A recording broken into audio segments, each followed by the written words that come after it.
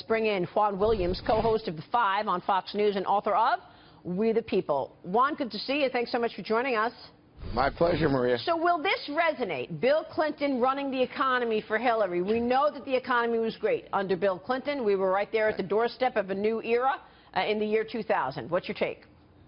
It's a nostalgia play, and it might work. I mean, there are a lot of people, especially people that she's after, looking at older women, white women, who remember Bill Clinton with, you know, gee, those were the boom times, those were good times. And I think she has to use him in such a way that he is an advantage to her campaign. Over the course of these primaries and caucuses, there have been moments when Bill Clinton was a drag on her campaign, some of the things he had to say. But when it comes to the economy, everybody remembers the 90s as good times. Yeah, look, if there's one way to use Bill Clinton, it is about his economic expertise. But what bothers me about this is Hillary says that, but at the same time, she's moved all the way to the left. Right? Bernie Sanders has pushed her all the way. She wants to raise $1.1 trillion in new taxes. She says she's going to put the coal miners out of business. She certainly wants to control and make government bigger by controlling health care costs, by making sure Wall Street and insurance companies are held to task. So she's basically going to up the ante in terms of regulation. That's not her husband. No, but I must say, remember, her husband moved to the middle. That was the triangulation that he made famous. But we've got to remember that these are different times, and in these times you have a populist energy right now out there in the electorate, and the calls for national health care of one kind or another have even drawn support from Donald Trump. But I think the key point that you raise here is, what about regulation? And that's where she has difficulty coming from the left. Bernie Sanders wants more regulation, more entitlement spending. Hillary Clinton is to his right, and that's what's key in this election. Juan, if you start putting Bill Clinton out there more and more and more and act like he's some golden boy left over from the boom days, as much as the liberal left, they want to make an issue out of Donald Trump's past relationships with women. They want to make an issue out of that. You put Bill Clinton out there, he more and more becomes fair game. They've got to be careful. Yes? You know, the thing is, do you really want to relitigate all those things now? The argument from Republicans... Yeah, let's do that, actually. Yes, let's do that. After I read that New York Times article, I was like, give me a break on Trump. Wait, the one about Donald Trump and the beauty queen. I just thought about Bill Clinton's past, and if you line the two of them up next to each other, then look out. Yeah, but you're not lining them up. I mean, clearly Hillary Clinton's the candidate. But here's the thing. She's running on her husband's record. That's my point. No. She's not running on his sexual escapades. She's talking about his economic record digging. Well, but I was going to say to you, yeah, I think you can, because I think that many people have been through it. We as a country have, been traumatized and impeached Bill Clinton, if you recall. I think the question is, how do younger women respond who might not have known? And so the question is, does it act as an effective foil for Donald Trump to say, oh, look at Bill Clinton? I don't know. Yeah, like an entrepreneur. Anthony Scaramucci wrote an op-ed in the Journal today, The Entrepreneur's Case for Trump. Anthony, why did you write this?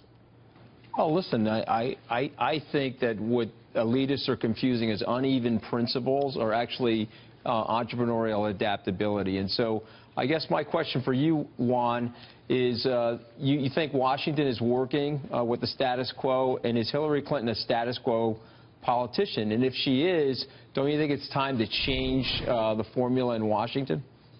Yeah, I think she is definitely, Anthony, a status quo politician. And I think that's what part of the drag on her in the Democratic primary and caucus season is. People are looking for something different, something to shake it up. The question is, are you looking for something that would shake it up or something that would break it up? And I think lots of arguments coming from the Democrats against Trump is he's just too dangerous, that when he started talking about things like Reagan.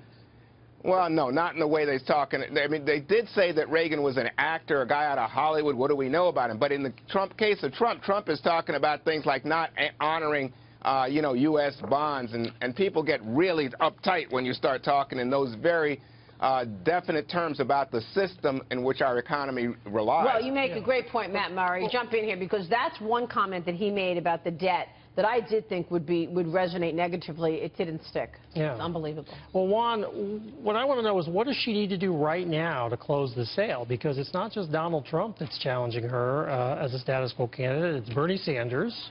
You've got a lot of following on the left. He's not really going away right now. Is talking about her husband running the economy going to do it for her, or does she really need to advance her message here? Well, she has to advance the message. I don't think there's any question about it. The issue for her is, one, staying to Bernie Sanders' right, but in such a way that she can still appeal to his voters. She needs those voters. That's like, you know, a huge percentage, more than a quarter. And a lot of them say they will not vote for Hillary. Yeah, how is she going to convince them? What's she going to do? Bill Clinton's not going to do that, right?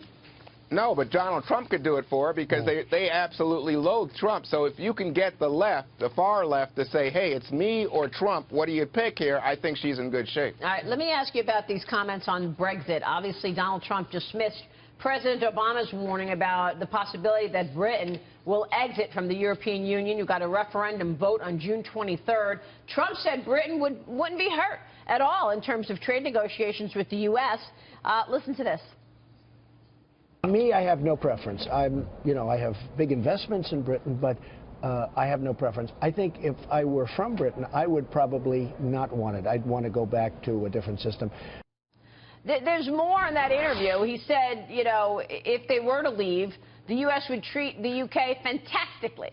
That is a quote. And he also said, Matt, we were looking at the story earlier, remember, he said, look, I may not get along with David Cameron. That's it. Yeah, it was an interesting comment. And in the same way that Barack Obama, after he spoke out against Brexit, the polls went up, I wouldn't be surprised to see Trump's comments work for David Cameron this morning over there. That's my guess. What's your take, Juan?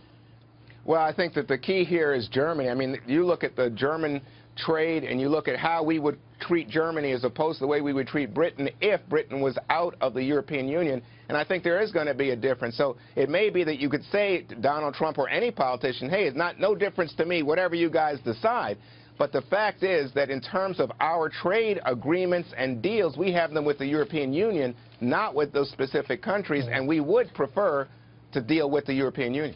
Should Hillary be weighing into this?